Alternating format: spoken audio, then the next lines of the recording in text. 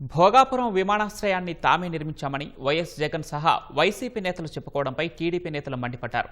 గతంలో ఊరువాడ తిరిగి ప్రజలు ఎయిర్పోర్టుకు భూములు ఇవ్వకుండా వైసీపీ నేతలు రెచ్చగొట్టారంటూ అప్పటి వీడియోలను ప్రదర్శించారు. ఎయిర్పోర్టు విషయంలో జగన్ ద్వంద్వ వైఖరి ప్రదర్శించారని మండిపడ్డారు. ఎర్రబస్సు రాని ఓళ్లకు ఎయిర్పోర్ట్ ఎందుకని నాడు జగన్ హేళన చేశారని ఆగ్రహం వ్యక్తం చేశారు. ఉత్తరాంధ్రను నాడు హేళన చేసి ఇవాళ మాట్లాడటం ఏమిటని ప్రశ్నించారు.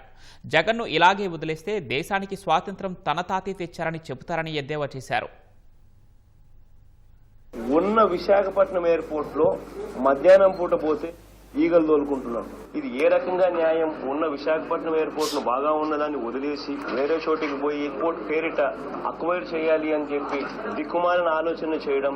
మరొకసారి మళ్ళీ మీ అందరికీ కూడా చెప్తా ఉన్నాం, గట్టిగా పోరాడదాం, గట్టిగా నిలబడదాం. ఇంకొకటి కూడా చెప్తా ఉన్నా, కోర్టుకు కూడా పోదాం, కోర్టులో కేసులు వేసినా కూడా గట్టిగా దీన్ని ఆపే కార్యక్రమం చేద్దాం. ఎట్టి పరిస్థితుల్లోనూ భూములు పోకుండా చేస్తాం. రానున్న మన రోజులు 3 ఏళ్లలో చంద్రబాబు నాయుడు గారి ప్రభుత్వం పడిపోతుంది. వచ్చేది మన ప్రభుత్వం. మళ్ళీ మీ భూములన్నీ కూడా తిరిగి మీకు వెనక్కిస్తామని చెప్పి మాత్రం గట్టిగా మీ అందరికీ హామీ ఇచ్చి చెప్తా ఉన్నా. ఆయనే చెప్పాడు, కోర్టుకు పోదాము, భోగాపురం పోదాము, ల్యాండ్లన్నీ కూడా నిలబెట్టేస్తాము, మళ్ళీ మీకు ఏవైతే ఉన్నాయో మీ యొక్క ల్యాండ్స్ అన్ని కూడా, మీ పొలాలన్నీ కూడా మీకు వెనక్కి ఇప్పిస్తామని చెప్పి ఈరోజు మీరు చూస్తూ ఉన్నారు. కూటమి ప్రభుత్వం వచ్చిన తర్వాతనే భోగాపురం ఎయిర్పోర్ట్ కూడా ఈ 18 నెలల కాలంలో కంప్లీట్ చేసి జగన్ రెడ్డి అసత్యాలకు అంబాసిడర్ గా పేరు తెచ్చుకున్నాడు. రప్ప అనుకుంటూ మేము అది చేస్తామంటే కూడా ప్రజలు నమ్మే పరిస్థితులు లేరు.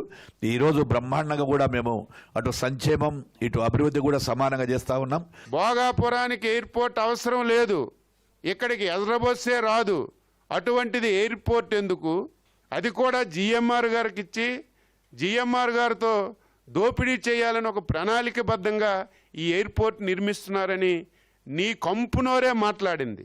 5 సంవత్సరాలు దాన్ని మూలన పడేసి ప్రజలు తిడుతున్నారని నువ్వు పడిపోయినటువంటి చివరి సంవత్సరంలో రెండోసారి మళ్ళీ ఫౌండేషన్ వేసి నిస్సిగ్గుగా మాట్లాడుతుంటే ఈరోజు ఆశ్చర్యం పడుతున్నాం. మీరు ఎన్ని అవాకులు మాట్లాడినా, ఎన్ని అవాస్తవాలు మాట్లాడినా ప్రజలు తెలివైన వాళ్ళు. భోగాపురం ఎయిర్పోర్ట్ అంటే చంద్రబాబు నాయుడు ఎన్డీఏ ప్రభుత్వం మేము కట్టాం కాబట్టే, మేము దానికి స్టార్ట్ చేశాం కాబట్టే ఈరోజు ధైర్యంగా చెప్పగలుగుతున్నాం. 5 సంవత్సరాలు మీరు ఉన్నారు. 5 సంవత్సరాల్లో మీరు ఎయిర్పోర్ట్ పూర్తి చేసి మేము చేసామని చెప్పుకుంటే మేమేమో అడ్డుపడ్డామా? మీలాగా మేమేమన్నా దొంగ లెక్కలు చెప్పామా?